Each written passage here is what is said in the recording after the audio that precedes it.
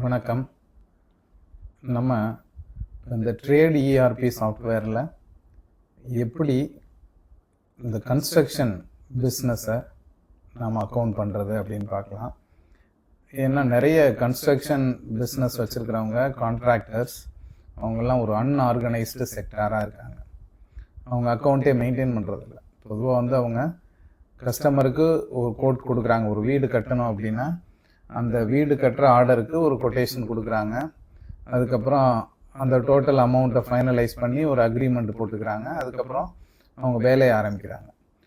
நிறையா பேர் இன்ஜினியராக தான் இருக்கிறாங்க. ஆனாலுமே அவங்க கம்ப்யூட்டரில் ஒரு ப்ராப்பர் சாஃப்ட்வேரில் அவங்களோட அக்கௌண்ட்டை மெயின்டைன் பண்ணுறது இல்லை. அப்படி பண்ணுனா நமக்கு அந்த ஒர்க் இன் ப்ராக்ரஸில் நமக்கு கம்ப்ளீட் பிக்சர் தெரிய வந்துக்கிட்டே இருக்கும். அப்படி இல்லாமல் அவங்க எக்ஸலில் போட்டு வர்றது, சிலர் அதுவும் இல்லாமல் நோட்டில் எழுதிட்டு இருப்பாங்க. அப்படி இருக்கும்போது அந்த ப்ராக்ரஸில் நமக்கு என்ன சுச்சுவேஷனில் போயிட்டுருக்கு, லாபத்தில் போகுதா நஷ்டத்தில் போகுதா, கஸ்டமரோட பணம் இன்னும் நம்ம கையில் இருக்கா இல்லையா அப்படிங்கிற டீட்டெயில்ஸ் நமக்கு தெரியாது. இப்போ ட்ரேட் இஆர்பி சாஃப்ட்வேர் மூலமாக இது ஒரு inventory and service invoicing software. இதில் எப்படி ஒரு கன்ஸ்ட்ரக்ஷன் பிஸ்னஸ் நடத்துகிற ஒருத்தர் எப்படி அவங்க அக்கௌண்ட்டை மெயின்டைன் பண்ணலாம் அப்படிங்கிறத பார்ப்போம். இப்போ நான் இதில் ஏற்கனவே ஒரு கம்பெனி வச்சுருக்கிறேன். இந்த கம்பெனி ஹை டவர் பில்டிங் அப்படின்னு ஒரு கம்பெனி. இது ஒரு மல்டி கம்பெனி ஓப்பன் பண்ணிக்கிறக்கூடிய சாஃப்ட்வேராக இருக்கிறதுனால இதில் ஏற்கனவே 4 கம்பெனி இருக்குது. நான் இந்த ஹை டவர் பில்டிங் கான்ட்ராக்டிங் அப்படிங்கிற கம்பெனியை ஓப்பன் பண்ணுறேன். இப்போ நான் ஒரு புது ஆர்டர், எனக்கு ஒரு வீடு கட்டுறதுக்கான ஒரு ஆர்டர் கிடச்சிருக்கு. அந்த வீடு கட்டுற ஆர்டரை கம்ப்ளீட்டாக நான் இந்த சாஃப்ட்வேருக்குள்ளே கொண்டு அந்த என்டையர் ப்ராஜெக்டையும் இதில் மெயின்டைன் பண்ணலாம் அப்படின்னு நினச்சேன்னா ரொம்ப சிம்பிள். நீங்கள் அதை ஒரு ஜாபாக நம்ம கன்சிடர் பண்ணுறோம். அப்போது இந்த சாஃப்ட்வேருக்குள்ளே நுழைஞ்ச உடனே நீங்கள் மாஸ்டர்ஸ் இருக்கும், இன்வென்ட்ரி கண்ட்ரோல் இருக்கும், ஃபைனான்ஸ் இருக்கும், ஜாப் சர்வீசஸ் அது இருக்கும், ரிப்போர்ட்ஸ் இருக்கும். இப்போ நீங்கள் ஜாப் சர்வீசஸ் போனீங்கன்னா இந்த ஏரியாக்குள்ளே தான் நீங்கள் மெயினாக உங்கள் ஜாப் ரிலேட்டட் ஒர்க்கெல்லாம் இதில் பார்க்க போகிறீங்க. பட் ஆனால் அதோட இம்பேக்ட் ஃபைனான்ஸ்லேயும் இருக்கும். சரி, இப்போ ஒரு வீடு கட்டுறதுக்கான ப்ராஜெக்ட்டுக்கு நீங்கள் கொட்டேஷன் கொடுக்குறீங்க. அந்த கொட்டேஷனை வச்சு உங்களுக்கு ஆர்டர் கொடுத்துட்டாங்க. நீங்கள் இப்போது உங்களுக்கு ஒரு அட்வான்ஸ் அமௌண்ட்டும் கொடுத்துட்டாங்க. நீங்கள் உங்கள் வேலையை துவங்க போகிறீங்க. அப்படி ஒரு செனாரியோவில் நீங்கள் எப்படி இதை சாஃப்ட்வேரில் கொண்டு மெயின்டைன் பண்ணலாம் அப்படிங்கிறதுக்கு முதல்ல நீங்கள் கஸ்டமர் யார் அப்படிங்கிறத க்ரியேட் பண்ணணும். அப்போ நான் இந்த மாஸ்டரில் போயிட்டு கஸ்டமர்ஸ் அப்படிங்கிற இடத்துல போயிட்டு ஒரு கஸ்டமர் க்ரியேட் பண்ணுறேன். மிஸ்டர் கிருஷ்ணமூர்த்தி அப்படின்னு ஒரு கஸ்டமர் க்ரியேட் பண்ணுறேன். நான் வேறு டீட்டெயில்ஸ் எதுவும் ஃபீட் பண்ணலை. நீங்கள் எல்லா டீட்டெயிலும் நீங்களே ஃபீட் பண்ணிக்கலாம். கஸ்டமர் கிருஷ்ணமூர்த்தி க்ரியேட் பண்ணியாச்சு. அடுத்ததாக நான் என்ன பண்ண போகிறேன், இந்த ஜாபில் போயிட்டு ஒரு ஜாப் கார்டுன்னு ஒன்று இருக்குது. இங்கே தான் நம்ம அந்த பர்டிகுலர் ப்ராஜெக்டை நம்ம க்ரியேட் பண்ணுறோம். அந்த ஜாப் கார்டில் போயிட்டு இதில் நீங்கள் ஜாப் டைப் என்னன்னு இருக்குது, அதில் கூட நீங்கள் கன்ஸ்ட்ரக்ஷன் யூஸ் பண்ணிக்கலாம். பண்ணிவிட்டு ஜாப் டைட்டலில் போயிட்டு housing project ground +2 for mister Krishnamurthy அப்படின்னு ஒரு டைட்டில் போட்டிருக்கேன்னா நீங்கள் என்ன மாதிரி வேணாலும் டைட்டில் போட்டுக்கலாம். யார் கஸ்டமர், நீங்கள் மிஸ்டர் கிருஷ்ணமூர்த்தி அப்படிங்கிற கஸ்டமரையும் செலக்ட் பண்ணிக்கிற வேண்டியது. உங்களுக்கு எப்போ டேட் ஆஃப் இதில் மற்ற டீட்டெயில்ஸ் எல்லாம் செல்ஃப் எக்ஸ்பிளனேட்ரி, நீங்களாவே ஜஸ்ட் ஃபில் பண்ணிக்கிறலாம். நான் உங்களுக்கு ஷார்ட்டாக இந்த டுட்டோரியல் இருக்கணுங்கிறதுக்காக நான் நிறைய டீட்டெயில்ஸை நான் சொல்லலை. தேவைன்னா நீங்கள் டேட் ஆஃப் கம்ப்ளீஷன்னு ஒரு 6 months டைமில் போடணும் அப்படின்னா ஒரு டேட்டை செலக்ட் பண்ணி வச்சுக்கோங்க. பின்னால் அது யூஸ் ஆகும். அதாவது டீட்டெயில் சம்மரி டைப் பண்ணிக்கலாம் அந்த ப்ராஜெக்ட் பற்றி. இப்போது சேவ் ஜாப். இப்போ நான் ஒரு ஜாப் க்ரியேட் பண்ணேன், ஜாப் நம்பர் 2. அவர் மிஸ்டர் கிருஷ்ணமூர்த்திக்கான ஹவுசிங் ப்ராஜெக்டுக்காக இந்த ஜாபை நம்ம க்ரியேட் பண்ணியிருக்கோம். இப்போது கஸ்டமரை க்ரியேட் பண்ணிட்டோம், ஜாபும் க்ரியேட் பண்ணிட்டோம். பேக் டு டேஷ்போர்ட் போயிட்டு இப்போ பொதுவாக நான் ஏற்கனவே சொன்ன மாதிரி நிறைய வழிகளில் இது ஆரம்பிப்பீங்க. ஒன்று, கஸ்டமர் உங்களுக்கு ஒரு அட்வான்ஸ் பேமெண்ட் கொடுப்பாரு. அதை வாங்கிட்டு நீங்கள் மெட்டீரியல் பர்ச்சேஸ் பண்ணி அந்த ஒர்க் ஆரம்பிப்பீங்க. இல்லை அவங்க அட்வான்ஸ் கொடுக்கறதுக்கு முந்தையே நீங்கள் மெட்டீரியல்ஸ் எல்லாம் கொண்டு வந்து சைட்டில் இறக்கி வேலையை ஆரம்பிப்பீங்க. அப்போது எந்த ஃப்ளோவில் நீங்கள் வந்து ஆக்சுவலாக ஒர்க் பண்ணுறீங்களோ அதே ஃப்ளோவில் நீங்கள் என்ட்ரிஸ் எல்லாம் பாஸ் பண்ணால் போதும். இப்போது ஃபஸ்ட்டு நீங்கள் உங்களுக்கு வந்து அட்வான்ஸ் பேமெண்ட் கிடைக்குது அப்படின்னா நீங்கள் ஃபைனான்ஸில் போயிட்டு ஒரு ரெசிப்ட் போடணும். இப்போ நான் ஒரு ரெசிப்டே போடுறேன். அட்வான்ஸ் பேமெண்ட் வந்து ஒரு 5 lakhs கொடுத்துருக்குறாங்கன்னு வச்சுக்கோங்களேன். ஸோ நான் அங்கே வந்து கஸ்டமர் செலக்ட் பண்ணிடுறேன். அவர் வந்து கேஷாக கொடுக்குறாரு. எவ்வளோ கொடுக்குறாரு? ஒரு 500,000 கொடுக்குறாரு. 5 lakh. இப்போ எப்போவுமே அட்வான்ஸாக வரக்கூடியது ஏற்கனவே கஸ்டமர் உங்களுக்கு அட்வான்ஸாக பேமெண்ட் பண்ணுறதுனால நீங்கள் இங்கே இந்த ரோன் இருக்கும், இதை கிளிக் பண்ணி நீங்கள் ஒரு அட்வான்ஸுங்கிறதுக்காக ஒரு அட்வான்ஸ் அப்படின்னு ஒரு பில் நம்பர் க்ரியேட் பண்ணிக்கோங்க. அமௌண்ட் எவ்வளவோ அது வந்து 500,000 அமௌண்ட்டு. இதை நான் வந்து சேவ் பண்ணிடுறேன். ஸோ இந்த ரெசிப்ட் படி 5 லட்ச ரூபா அவர் நமக்கு கொடுத்துருக்குறாரு. ஓகே, இப்போ வந்து நம்ம ஃபர்தராக மற்ற எக்ஸ்பென்சஸ் எல்லாம் எப்படி புக் பண்ண போகிறோம் அப்படின்னு பார்க்கலாம். பொதுவாக வந்து ஜாப் அப்படின்னு எடுத்துட்டோம்னாலே நமக்கு வந்து மெட்டீரியல்ஸ் வந்து நம்ம பொதுவாக பார்த்திங்கன்னா மெட்டீரியல் உங்கள்கிட்டயே ஏற்கனவே இருந்தது, ஸ்டாக் இருந்தது அப்படின்னா, நீங்களே ஒரு பில்டிங் மெட்டீரியல் பிஸ்னஸே வச்சுருக்கீங்க அப்படின்னா அந்த மெட்டீரியலை நீங்கள் உங்கள் ஸ்டாக்லேருந்து கொடுக்கலாம். அதுக்காக தான் மெட்டீரியல் இஷ்யூ அப்படின்னு ஒரு ஆப்ஷன் வச்சுருக்கோம்.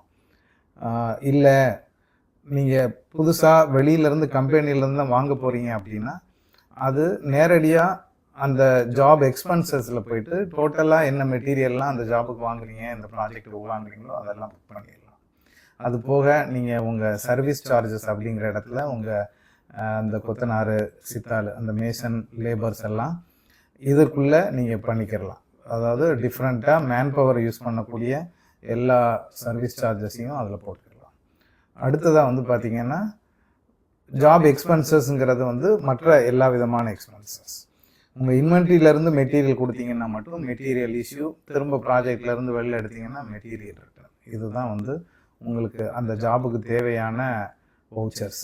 இப்போ நான் வந்து நம்ம அட்வான்ஸ் வாங்கிட்டோம், இப்போ புதுசாக நீங்கள் வந்து செங்கல் இந்த மாதிரி ஐட்டங்கள்லாம் பர்ச்சேஸ் பண்ணுறீங்க அப்படின்னா இந்த ஜாப் எக்ஸ்பென்சஸை யூஸ் பண்ணி நீங்கள் எல்லா பர்ச்சேசஸ் எல்லாத்தையுமே நீங்கள் போட்டுடலாம். இப்போ நம்ம ஆக்சுவலாக என்ன ஜாப், இப்போ நீங்கள் அந்த எக்ஸ்பென்சஸ் போயிட்டீங்கன்னா ஜாபை செலக்ட் பண்ணுங்கள். Krishnamurthy housing project. நீங்கள் வந்து கேஷ் கொடுத்து வாங்குறீங்க அப்படின்னா கேஷு, இல்லை சப்ளையர்கிட்ட வாங்குறீங்கன்னா சப்ளையரை செலக்ட் பண்ணுவீங்க. இல்லை பேங்க் அப்படின்னா உங்கள் பேங்க்லேருந்து செக்கோ இந்த மாதிரி கொடுக்க போகிறீங்கன்னா பேங்க்கை சூஸ் பண்ணுவீங்க. நான் இப்போ கேஷ் செலக்ட் பண்ணிக்கிறேன். இப்போ வந்து ஒரு 1,50,000 இதுக்கு வந்து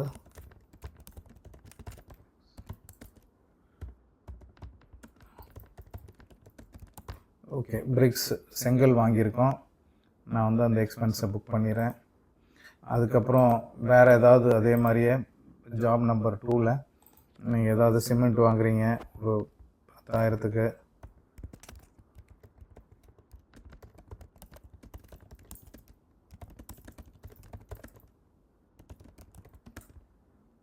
ஓகே, அதையும் நான் அந்த ஜாபில் புக் பண்ணிடுறேன். வேறு மெட்டீரியல்ஸ் எல்லாம் நீங்கள் எதாக இருந்தாலும் சரி, ஒரு சின்ன 5 ரூபாயாக இருந்தாலும் நீங்கள் உங்கள் ஜாபில் கொண்டு போய் என்ட்ரி போடணும். அப்படி போட்டிங்கன்னா தான் ஓகே. இன்னும் ஒரு 60,000க்கு நான் வந்து என்ன பண்ணுறேன், M sand and other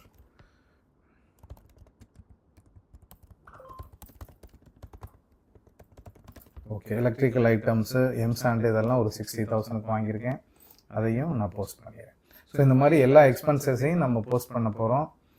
labour okay, இப்போ ஒரு ஃபஸ்ட்டு டே ஒர்க் நடக்குது அப்படின்னா நம்ம அதை என்ன செய்வோம்னா ஜாபில் இருக்கக்கூடிய சர்வீஸ் சார்ஜஸ்ங்கிறதில் போய்ட்டு புக் பண்ணணும். இங்கே லேபர் சர்வீசஸ்ன்னு இருக்கும். அவரோட டெஸ்கிரிப்ஷன் எடுங்க. First day work, maybe the date வந்து இங்கே இருக்கும், 21 ஜூலைன்னு இருக்கு இல்லையா. First day work expenses for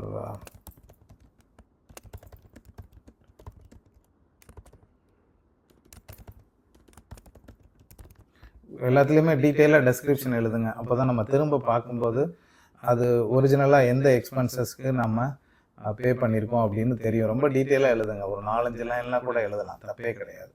okay, so அந்த ஃபஸ்ட்டு டே வந்து நமக்கு டோட்டலாக ஒரு 12,000 நமக்கு அந்த ஒர்க்குகளுக்காக நம்ம பே பண்ணியிருக்கோம். So you can add line. இது மல்டிபிள் லைன்ஸ் கூட எழுதலாம். இப்போ அன்றைக்கே வந்து ஒரு JCB for site levelling work, இப்படி ஒரு நீங்கள் ஒரு ஜேசிபி வந்து ஒரு 1,200 பே பண்ணியிருக்கீங்கன்னா அதையும் செகண்ட் லைன் எழுத. அந்த மாதிரி மல்டிபிள் லைன்ஸில் நீங்கள் என்னென்ன பண்ணியிருக்குமோ அதை எழுதிக்கிறலாம். இங்கேயும் நீங்கள் ஜாப் செலக்ட் பண்ணணும். இந்த job number 2 Krishnamurthy project. Okay, இதையும் நான் போஸ்ட் பண்ணிடுறேன். ஸோ இது போல் எல்லாத்தையுமே நீங்கள் இங்கே என்ட்ரி போடணும். அப்படி பண்ணும்போது உங்களுக்கு எக்ஸாக்டாக அந்த ப்ராஜெக்ட் எப்படி போயிட்டுருக்கு அப்படிங்கிற டீட்டெயில்ஸும் உங்களுக்கு தெரியும். இதில் ஜாப் லெட்ஜர்னு ஒன்று இருக்கும். அதை கிளிக் பண்ணிங்கன்னா நீங்கள் உங்கள் கிருஷ்ணமூர்த்தி ப்ராஜெக்ட், இதில் 2 ப்ராஜெக்ட் இருக்குது. கிருஷ்ணமூர்த்தி ப்ராஜெக்ட் செலக்ட் பண்ணிங்கன்னா உங்களுக்கு தெரியும் இது வரைக்கும் 2,33,200 அந்த ப்ராஜெக்டில் நீங்கள் செலவு பண்ணியிருக்கீங்க. எக்ஸாக்டாக நீங்கள் பண்ண செலவு. ஆனால் அவர் வந்து உங்களுக்கு 5 லட்ச ரூபா அட்வான்ஸ் கொடுத்துருக்குறாரு. அது இங்கே வராது. ஏன்னா அது தனியாக ஃபைனான்ஸ் சைடில் இருக்கும். உங்களுக்கு நீங்கள் ரெசிப்ட் போட்டு கொடுத்துருக்கீங்க. ஆனால் இப்போ இதை வந்து நம்ம இந்த வேலை நடந்துக்கிட்டு இருக்கும்போதே நீங்கள் வந்து அவருக்கு இன்வாய்ஸ் பண்ணலாம். ஒரு குறிப்பிட்ட பீரியடில் இவ்வளவுக்கான வேலை முடிஞ்சிருச்சு அப்படிங்கிறது இப்போ உங்களுக்கு இந்த ஜாப் லெட்ஜரில் தெரியும். எக்ஸாக்டாக 2,33,200 முடிஞ்சிருக்கு. நீங்கள் வந்து அவங்களுக்கு ஒரு இன்வாய்ஸ் கொடுக்கலான்னு நினைக்கிறீங்க அப்படின்னா, ஃபார் எக்ஸாம்பிள் நம்ம வந்து 2,50,000 ஒரு சர்வீஸ் இன்வாய்ஸ் கொடுக்கலாம் அப்படின்னு நினச்சிங்கன்னா, சர்வீஸ் இன்வாய்ஸ் போயிட்டு கஸ்டமர் வந்து நீங்கள் ஜாபை செலக்ட் பண்ணிங்கன்னா வந்துடும். Job number 2 Krishnamurthy service invoice கொடுக்குறீங்க. ஒர்க் இன் ப்ராக்ரஸில் இப்போ வந்து இங்கே நிறைய ஆப்ஷன் இருக்கும். இதில் நிறைய டீட்டெயிலாக சர்வீஸ் இன்வாய்ஸ் போடலாம். நான் இப்போதைக்கு உங்களுக்கு ஜென்ரல் அப்படிங்கிறதுல வச்சுட்டு ஃபர்ஸ்ட் சர்வீஸ் இன்வாய்ஸ்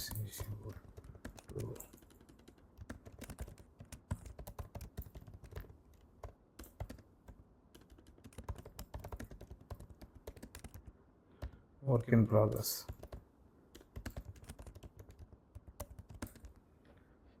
இது நீங்கள் வந்து என்ன பண்ண போகிறோம், ஒரு 2,50,000 நம்ம இது வரைக்கும் வேலை நடந்திருக்கு அப்படிங்கிற மாதிரி அவருக்கு ஒரு இன்வாய்ஸை நம்ம இஷ்யூ பண்ணுறோம். ஓகே, ரொம்ப சிம்பிள் தான். ஜஸ்ட் என்ட்ரி போட்டோம், சேவ் பண்ணிடுங்க. ஓகே, இப்போ இது வரைக்கும் தேவைன்னா நீங்கள் ப்ரிண்ட் பண்ணிக்கிறலாம், வேணாம் அப்படின்னா கேன்சல் பண்ணிடுங்க. இப்போ மறுபடியும் நான் டேஷ்போர்ட் போயிட்டு ஜாப் லெட்ஜர் போகிறேன். இப்போது அந்த சர்வீஸ் இன்வாய்ஸ் என்ட்ரியும் இங்கே வந்துருச்சு. ஸோ இது வரைக்கும் இந்த ஓவரால் ஒர்க் இன் ப்ராக்ரஸில் பார்த்தீங்கன்னா 16,800 வந்து கிரெடிட்டில் காமிக்குது. அப்படின்னா நீங்கள் வந்து செலவு பண்ணதுக்கு மேலே ஒரு 16,000 வச்சு நீங்கள் வந்து சர்வீஸ் இன்வாய்ஸ் கொடுத்துருக்கீங்க. ஸோ இது வந்து கிரெடிட்டில் காமிச்சதுன்னா அது வந்து உங்களோட ப்ராஃபிட், நீங்கள் அதை எடுத்துருக்கிறீங்கன்னு அர்த்தம். அதே மாதிரி உங்கள் சர்வீஸ் இன்வாய்ஸ் ஃபைனான்ஸ் சைடில் போனீங்கன்னா அவுட்ஸ்டாண்டிங்கில் போய் கிருஷ்ணமூர்த்தியோட அவுட்ஸ்டாண்டிங் பார்க்கும்போது அவருக்கு 2,50,000 நீங்கள் இன்வாய்ஸ் பண்ணிட்டீங்க. ஆனால் அவர் 5 லட்சம் கொடுத்ததுன்றாரு. ஸோ இன்னமும் அவரோட அட்வான்ஸு 2,50,000 இருக்குது. ஸோ இது மாதிரி ஒரு கான்ட்ராக்டிங் கம்பெனி நடத்தக்கூடியவங்க அவங்க ஜஸ்ட் லைக் தட் ஏதோ ப்ராஜெக்டை எடுத்தோம் பார்த்தோம் அப்படின்னு இல்லாமல் டீட்டெயிலாக அதை ஒரு சாஃப்ட்வேரில் கொண்டு போயிட்டு அவங்க அக்கௌண்ட்டை மெயின்டைன் பண்ணும்போது ஒரிஜினலாக நம்ம ப்ராஃபிட்டு நமக்கு என்ன ரிட்டர்ன் தருது அப்படின்னு தெரியும். ஸோ உங்களுக்கு வேறு ஏதாவது டவுட் இருந்ததுன்னா கூட நீங்கள் கமெண்ட்ஸில் போடுங்க.